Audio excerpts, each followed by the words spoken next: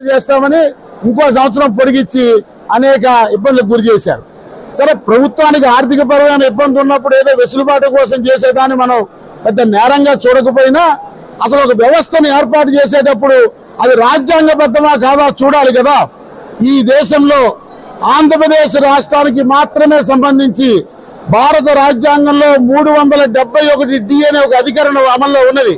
దానివల్ల స్థానిక రిజర్వేషన్లు అనేటువంటి విషయం రెండు యూనిట్ ఆఫ్ అపాయింట్మెంట్స్ వివిధ ప్రభుత్వ శాఖలు కలిపి మెర్జీ చేయకూడదు అనేటువంటి నిబంధన ఉన్నది.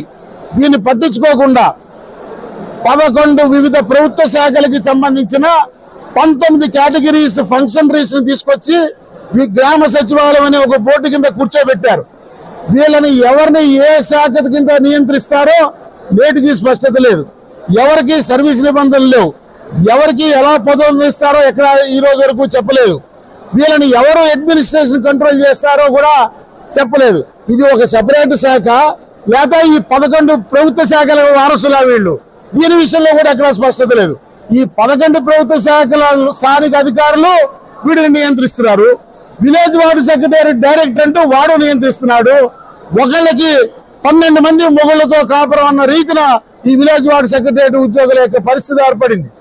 ఒక ఉద్యోగి 12 మంది అడ్మినిస్ట్రేటివ్ అధికారులకు ఏ రకంగా జవాబుదారీగా ఉండగలుగుతాడో, అది ఏ రకమైన అడ్మినిస్ట్రేటివ్ మేనేజ్మెంట్ సరే రాజకీయ నాయకులకు తెలియకపోతే ఆనాడు చీఫ్ సెక్రటరీ ఉన్నతాధికారులు ఐఏఎస్ అధికారులు మరి ఏ రకంగా దీన్ని ఎలవ్ చేశారో నాకైతే అర్థం కాలేదు.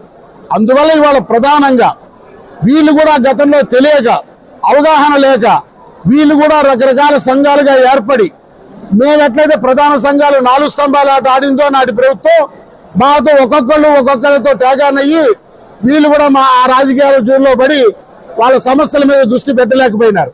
సో అందువల్ల అది రియలైజ్ అయ్యి ఈనాడు అన్ని సంఘాలు కలిపి విలేజ్ వార్డు సెక్రటరీ అన్ని సంఘాలు కలిపి ఉమ్మడి అనంతపురం జిల్లా పుట్టప సత్యసాయి అయిన అనంతపురం జిల్లా ఉన్నటువంటి గ్రామ వార్డు సచివాలయ ఉద్యోగులందరూ ఐక్యంగా ఒక తాటి మీదకి వచ్చి మా ఆంధ్రప్రదేశ్ ప్రభుత్వ ఉద్యోగుల సంఘంతో మమేకం అవడం ద్వారా రాష్ట్రంలో మిగతా అన్ని జిల్లాల్లో కూడా ఇదే కార్యక్రమానికి వారానికి ఒక జిల్లా చొప్పున వాళ్ళు కార్యక్రమాలు చేపట్టి మాతో మమేకం అవడం ద్వారా ఈ విలేజ్ వార్డు సెక్రటరియట్ వ్యవస్థని రాజ్యాంగబద్ధమైన చట్టబద్ధమైన వ్యవస్థగా మార్పు చేయడంతో పాటు ప్రతి శాఖకి ప్రతినిధిగా ప్రాతినిధ్యం వహిస్తే ఉద్యోగికి 19 మంది ఫంక్షనరీస్ కి లీగల్ గా వాళ్ళకి రావాల్సినటువంటి వేతనాలు, వాళ్ళకి రావాల్సినటువంటి నోషనల్ ఇంక్రిమెంట్లు, వాళ్ళకి పెండింగ్ పెట్టిన 9 నెలల బకాయిలు, వారికి రెగ్యులర్ ఉద్యోగులతో వారి పదోన్నతులు.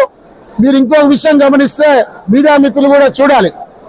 సపోజ్ వాళ్ళు రెగ్యులర్ గవర్నమెంట్ ఉద్యోగులే కదా, పోటీ పరీక్షలో వచ్చారు కదా, మాకు బదిలీలకు అనుమతి ఇచ్చి జీవో ఇచ్చినప్పుడు వాళ్ళకి బదిలీలు చేయరు. మళ్ళీ విలేజ్ వార్డు సెక్రటరీ వేరే బదిలీలు జీవో రావాలంటారు. అంటే ప్రభుత్వం వాళ్ళు మాతో సమానంగా చూడటం లేదా? వాళ్ళు ప్రభుత్వ ఉద్యోగాలు ఇచ్చామంటారు, వాళ్ళు ప్రభుత్వ ఉద్యోగాలు అవునో కాదో చెప్పరు.